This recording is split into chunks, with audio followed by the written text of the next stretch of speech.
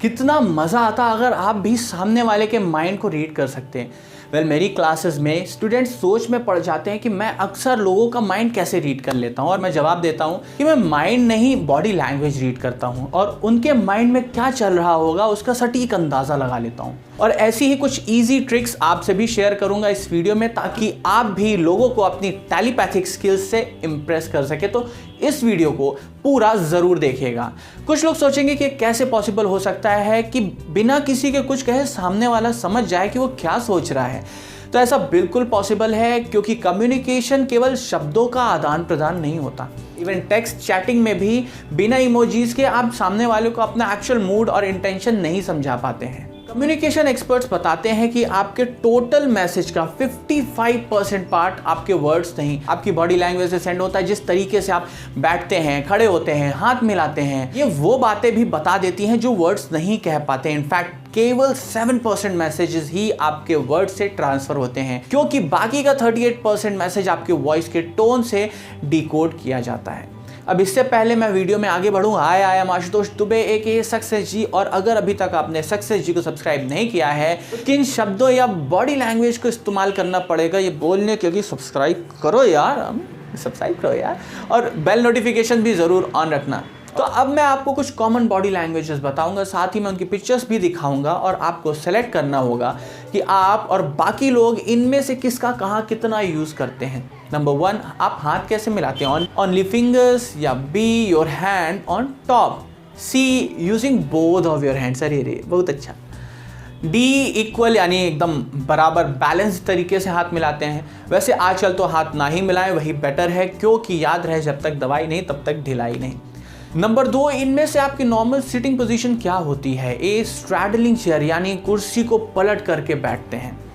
B, ankles cross करके बैठते हैं।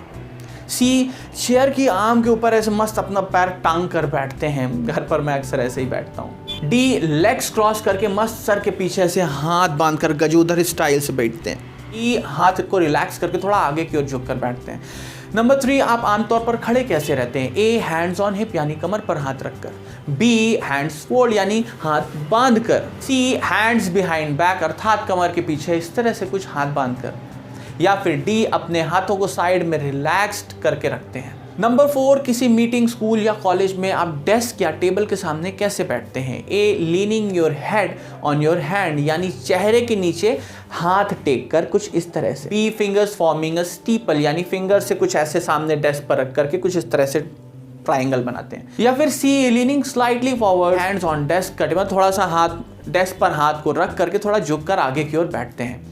नंबर 5, किसी भी यूजुअल डे में आप इन जेस्चर्स को कितना कहाँ यूज़ करते हैं। हर जेस्चर पर आपको 1 से 5 तक की रेटिंग देनी है, जिसमें 1 का मतलब है कभी नहीं, 2 का मतलब है बहुत कम, 3 का मतलब है कभी कभी, 4 का मतलब है अक्सर, और 5 का मतलब है बहुत ज़्यादा। तो A, rubbing your hands together, ऐसे हाथ को घिसना, आजकल तो लोग ऐसे भी घिसते हैं। B, टैपिंग योर फिंगर्स, ऐसे जैसे टेबल पे हारमोनियम बजा रहे हो, कई लोग करते हैं। C, टचिंग योर फेस, अपने चेहरे को बार बार ऐसे हाथ लगाते रहते हैं। D, क्रॉसिंग योर आर्म, हाथ बांधना। E, partially covering your eyes यानी थोड़ा सा अपन ऐसे आपको ऐसे ऐसे इरिटेशन टाइप का अपन दिखाते हैं जब। अब इससे पहले मैं बताऊं कि इन बॉडी लैंग्वेजेस का आपके बारे में क्या कहना है, एक छोटी सी बात। मेरे 80% व्यूअर्स वीडियोस पूरा देखते हैं, यानी उन्हें मेरे वीडियोस पसंद आते हैं, बट फिर भी वो चैनल को सब्सक्राइब नहीं करते। अब समझदार को तो इशारा काफ़ी, और अगर आपने यहाँ तक वीडियो देखा है तो आप तो वैसे भी काफ़ी समझदार हैं।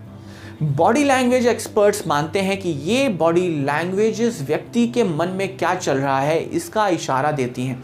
तो आइए देखें ये क्या कहती हैं। हाथ मिलाने के तरीके क्या मैसेज देते हैं। A, ओनली फिंगर्स यानी बहुत ज़्यादा फ्रेंडली होने की नीड नहीं, मुझे तुम पर भरोसा नहीं है, and I am not sure that I like you. B, I want to be incharge, यार मैं यहाँ इंचार्ज हूँ और सामने वाले को डोमिनेट करने वाला हूँ। C, wow I really want to be friend with you, और तुमसे मिलकर बहुत अच्छा लगा, तुम तो बस कमाल ही हो, मतलब थोड़ा कुछ ज़्यादा ही हो गया।